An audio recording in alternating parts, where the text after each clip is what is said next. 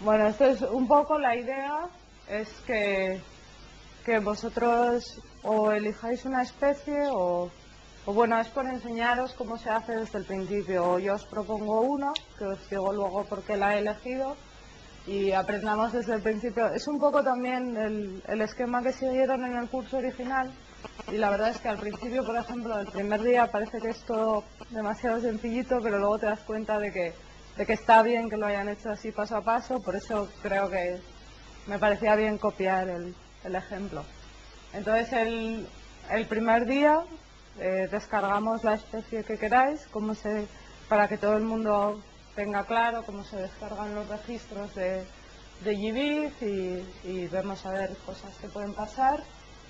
Y luego nada, bueno, ahora hablo un poco y repasamos un poco lo de los SIG, de cómo van las variables ambientales y eso.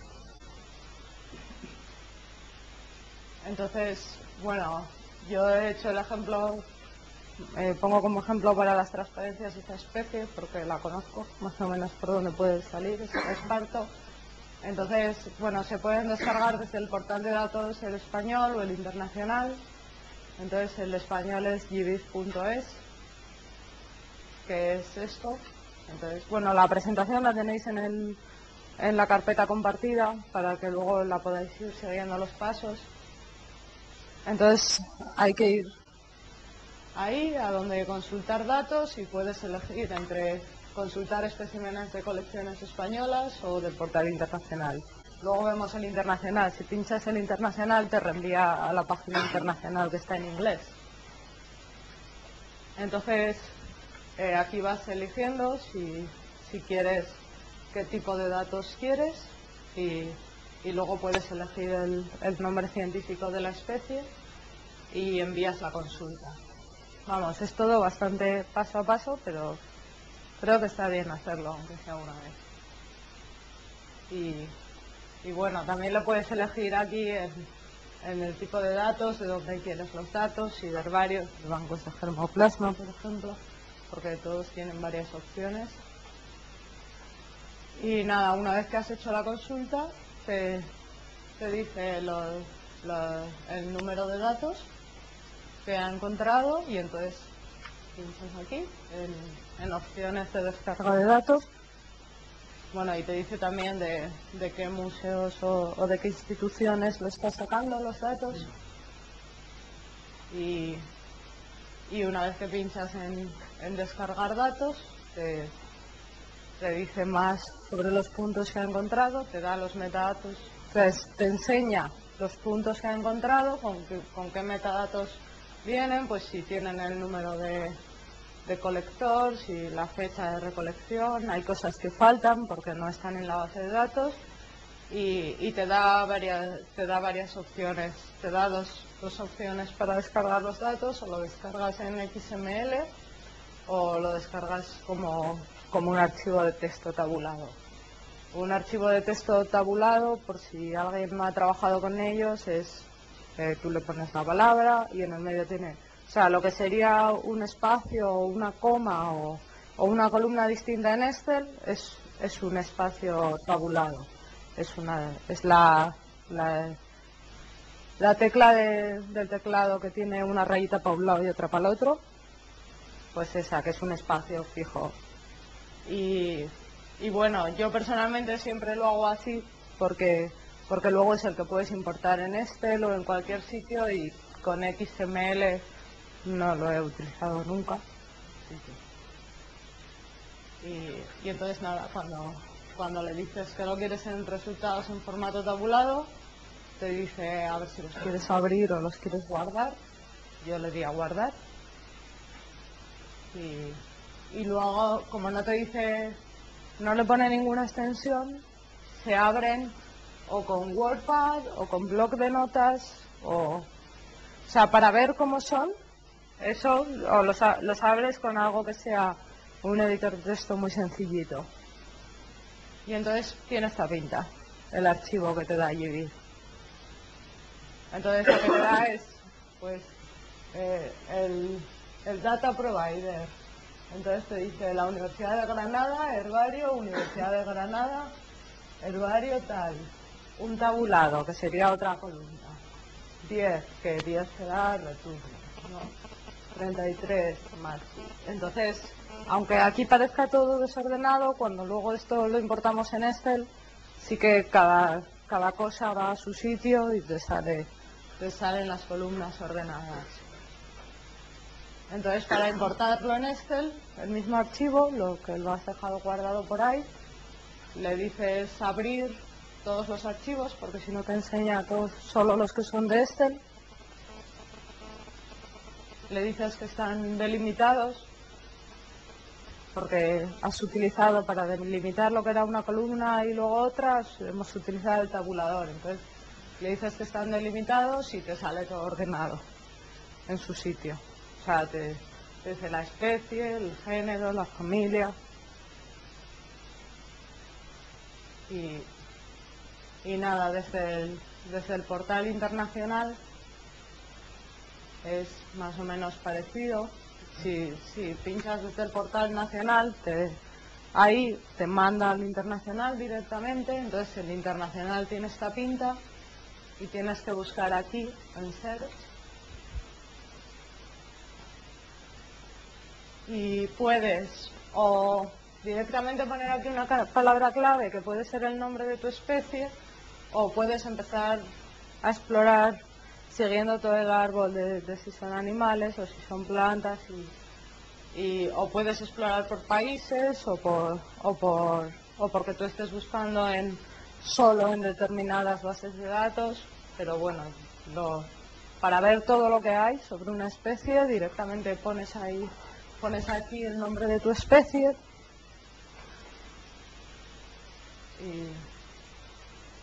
y bueno, pues lo hice ahí desde Explore Species. Entonces pones, si lo haces desde especies, pones ahí el nombre de la especie y lo que te sale es esto. Entonces, si quieres buscar las ocurrencias, los puntos de ocurrencia que hay para la especie,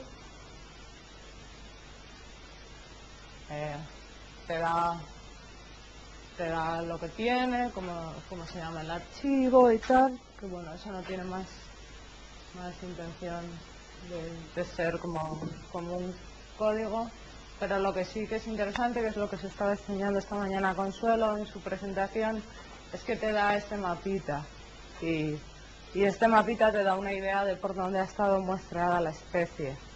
Está muy bien, aquí te pone cuántos registros tiene para cada una de las celdillas y entonces pues a partir de ahí puedes decir, bueno, pues miro a ver si de esta especie tengo registros en España, por ejemplo.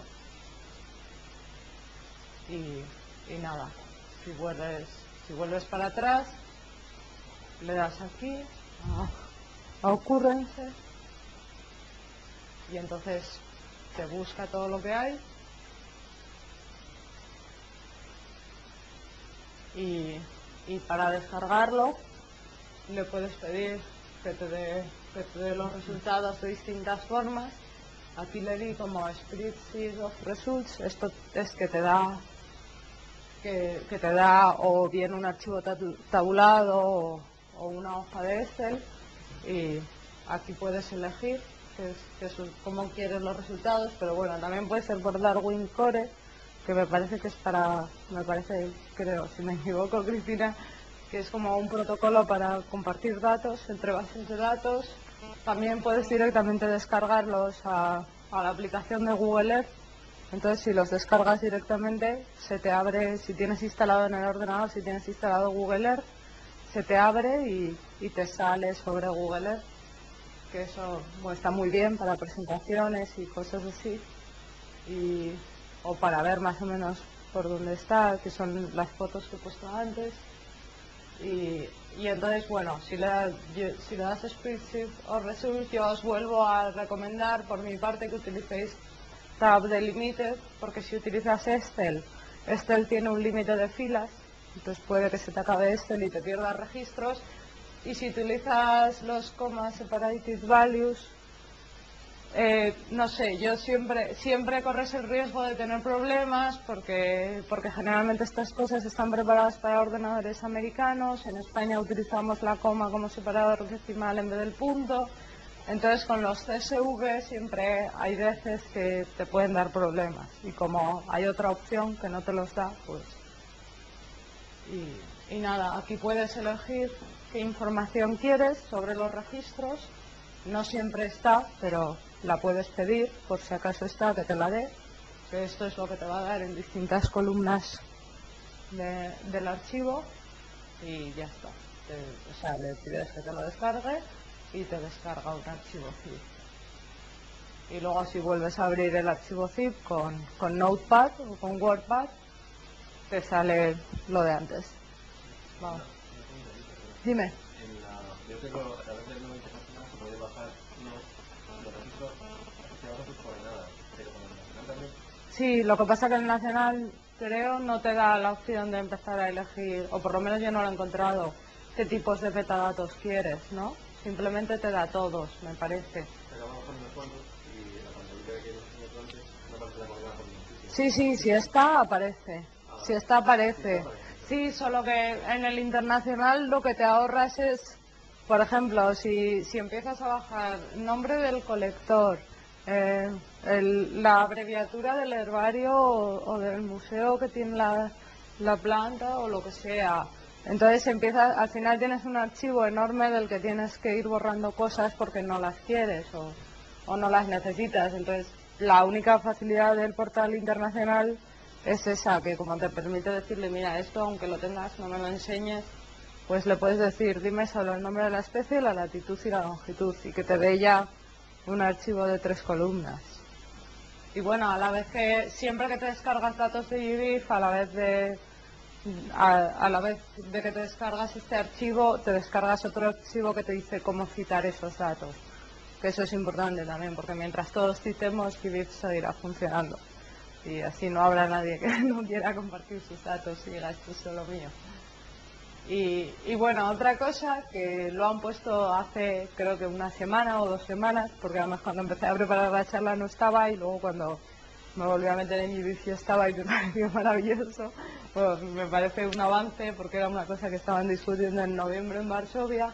Es que ahora cuando aparte de lo que salía antes del Spreadsheet of Resource, ahora te sale una opción que es Create Niche Model. Entonces directamente en línea puedes hacer un modelo de nicho ecológico para ver cuál sería la distribución potencial de la especie. Entonces, a pesar de que eso ni está validado ni tiene más allá, o sea, más interés que el decir por dónde podría estar o voy a ver si está bien muestrada la especie o no, de acuerdo a su distribución potencial, bueno, te ahorra la primera prueba que siempre se hace de decir, ay, a ver qué saldría con estos datos que tengo la distribución potencial. Entonces te lo hace directamente en línea, lo hace por si a alguien nos interesa, está por ahí, bueno, toda la información de cómo lo hace está colgada en la página web de GBIF. Lo hace con BioClim, que es un modelo que vamos a ver mañana, que lo estima a partir de 19 variables ambientales, que son todas climáticas o derivadas de las climáticas. Y nada, ahí no lo he puesto. Bueno, y te sale aquí el mapa de distribución potencial. Muy bonito. Entonces, no sé, hago un repaso rápido de cómo se usa un SIG y empezamos, ¿no? ¿Alguna pregunta o algo?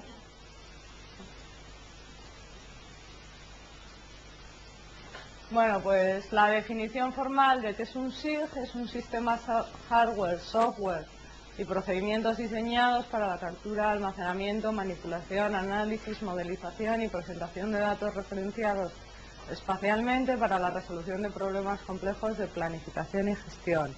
Creo que todos más o menos sabéis lo que es un SIG o habéis trabajado, pero bueno, básicamente lo que te permite es tener un montón de capas de información ambiental tenerlas todas juntas, presentarlas, analizarlas, etcétera. Entonces, lo más importante de un SIG es que no solo sirve para dibujar mapas, que era lo que hace que sea un avance sobre otros programas de diseño gráfico, sino que además te permite analizarlos y te permite buscar relaciones de cómo de cerca están las cosas, o puedes sumar y restar mapas o cosas así. Entonces, te permite trabajar con los mapas como si fuesen una variable, no solo dibujarlos y ponerlos bonitos. Entonces, bueno, las funciones son almacenar la información, dar salida de datos y visualización, que vale tanto para la salida gráfica, cuando tú tienes que presentar un trabajo, pero también para hacer un determinado análisis sobre qué tipo de datos tienes en tu información ambiental. Y lo bueno es que también puedes hacer consultas, que como estos datos llevarán otros datos asociados, puedes hacer consultas tipo de qué hay en esta zona, o poner condiciones de decir dónde existe esto, porque como te permite trabajar con los mapas como si fuesen variables, pues puedes hacer un montón de cosas.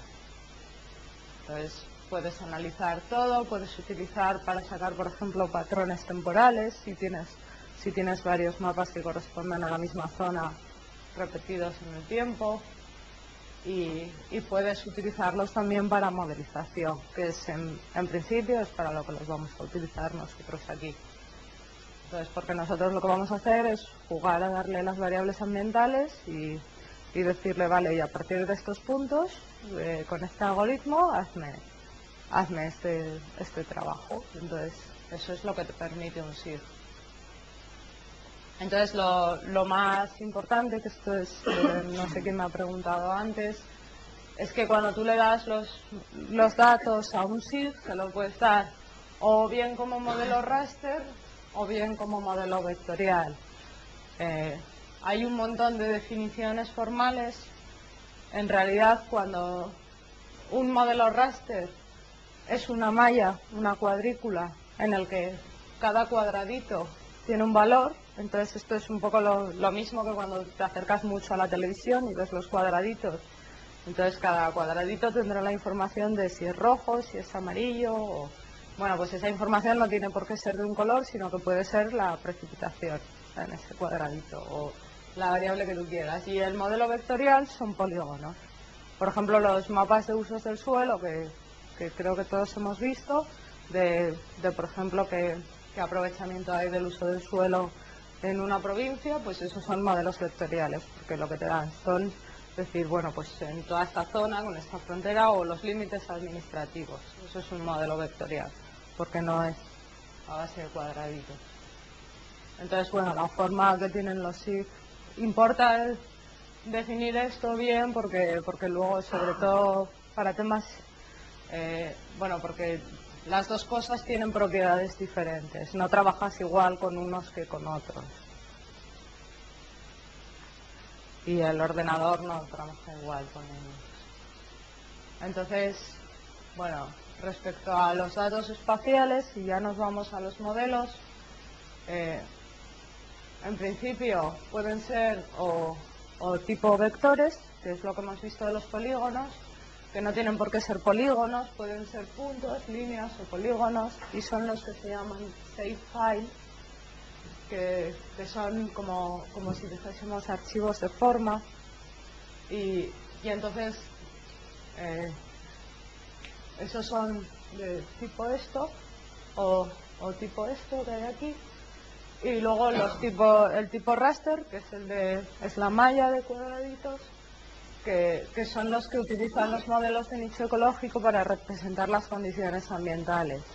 En principio, los modelos de nicho ecológico siempre utilizan modelos tipo raster, con lo cual se tiene un problema, por ejemplo, de cómo le puedes dar un mapa de usos del suelo a un modelo de nicho ecológico para que lo tenga en cuenta, pero lo que se puede hacer es es convertir los polígonos a raster. Eso lo hacen casi todos los SIG.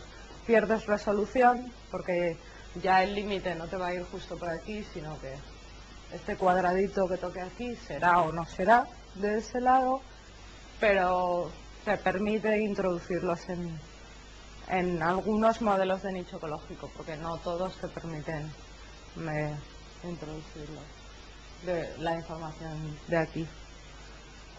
Entonces, bueno, ejemplos, pues un raster puede estar obtenido por interpolación, o por ejemplo las imágenes de satélite también son tipo raster. Y bueno, en los raster lo más importante, en principio, es la resolución espacial, porque depende cómo de grande sea el cuadrado, verás más detalle o menos detalle. Esto es la variable precipitación en distintas resoluciones espaciales para la misma zona, entonces aquí tenemos mucho más detalle que allá.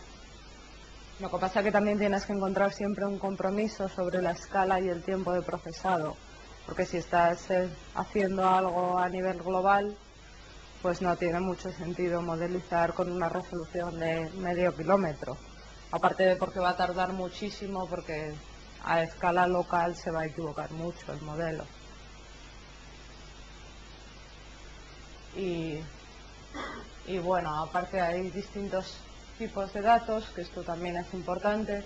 Los datos, ya hemos quedado que necesitamos datos tipo raster, pero dentro de los datos tipo raster, que son cuadraditos, la información puede ser o categórica o continua. Continua sería la precipitación o la temperatura, que puede tomar todos los valores posibles dentro de un rango, y los categóricos serían si es o no es algo.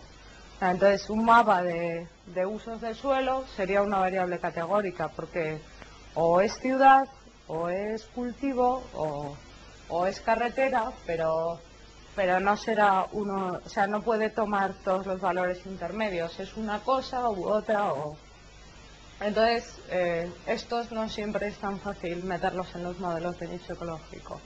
Aparte, a pesar de que se está trabajando en cómo implementarlos, y la gente que desarrolla los modelos, los matemáticos y los programadores están intentando alguna forma de que se tengan en cuenta. Ahora Maxent es el único que te permite utilizarlos, que ya lo contaré cuando hablemos de Maxent, pero tampoco queda muy claro cómo los utiliza. Entonces, no, mientras se puedan evitar, o como no hay forma de meterlos, pues de momento hay que conformarse con meter variables continuas. Entonces, nada, eso era